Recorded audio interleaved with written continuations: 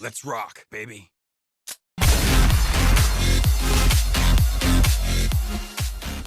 I think it's time we take a break from playing all the pure horror experiences and give some attention to the games that celebrate Halloween itself. These games aren't necessarily scary in their own right and are usually just small sections or one level, but they absolutely nail the theme that they're going for, showing off the fun side of Halloween. From costumes and decorations to pulling pranks and hanging out with friends, these three games I'm about to show each have their own moments that I think truly captures the spirit of Halloween the best. Obviously there's loads of more examples than just three, but I didn't want this video to be too long and instead just focus on the few that I like the most. Of course, it's never officially Halloween until you've watched at least one Simpsons Treehouse of Horror episode, or you could play the final level in the Simpsons Hit and Run instead. Taking place in a spookified version of Springfield, the last missions of the game are by far the toughest ones yet, basically stopping countless people from ever finishing this game, at least not with their sanity intact. The majority of your time spent on this map is having to drive from one end of the map to the other under a strict time limit, while avoiding major crashes on a wanted level. Despite how hard the final level is, the atmosphere and attention to detail in the environment is what makes this place so memorable. With multiple references to the TV show sprinkled in throughout the area, it gives the fans of the show that extra sense of nostalgia for those iconic Treehouse of Horror episodes. Instead of NPCs just having generic cars, they've also been replaced to fit the theme perfectly. And speaking of themes, the Halloween Havoc track used as soon as you get in your car immediately puts you in the mood of frantically driving around Springfield, completing hard tasks while also taking in the spooky surroundings. Completing the final mission is a tough but satisfying challenge that back in the day would have given you real bragging rights. Unfortunately, parts of the map have been cut out due to time constraints, which also explains why basically the same mission is repeated 4 times in a row. With that being said though, this level just has so much going for it and it still remains as one of the best spooky levels in games. Following up on that is a game that celebrates another side of Halloween, the mischievous trick side of Halloween. Canis Canimetit, or Bully as it's more commonly known as, manages to dedicate 2 missions during the Halloween break early on in the game. The first mission starts off with Jimmy and Gary getting dressed up in their favourite Fortnite costumes and getting ready to have some fun around the school. The entire place has been decorated accordingly with all of the classic Halloween decorations you would expect to see, both inside and outside. The main objective involved is going around campus accepting jobs from other students to play a few pranks on everyone else, which inevitably leads to a lot of fights happening at the same time.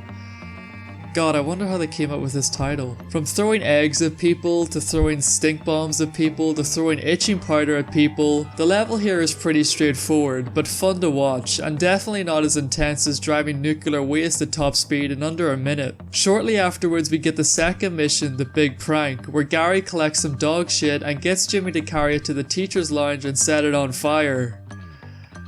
Moving on. While Naughty Dog may have made some horrifyingly bad decisions recently, getting to see Ellie explore a post-apocalypse Halloween store was definitely not one of them. After doing a bit of exploring and getting shit-faced, Ellie and Riley come across this goldmine of a store, and there's plenty of things that you can interact with here, from Halloween masks that are probably covered with dust after 20 years, and Easter egg costumes that keep painfully reminding me that we'll never get a Jack 4. Watching Ellie look at all this stuff from the eyes of someone who grew up after the world ended gives a different perspective that made this part so memorable to me at least. It's a short but sweet area that kept me wanting to interact with everything I could before moving on, and getting to see Ellie like this before she became a full-blown psycho was nice to watch. So those were just a few Halloween levels that stuck out to me, and getting to replay them for this video was a treat. But feel free to let me know what some of your favourite Halloween themed levels are. But now, I guess it's time to go back to something that will actually give me nightmares.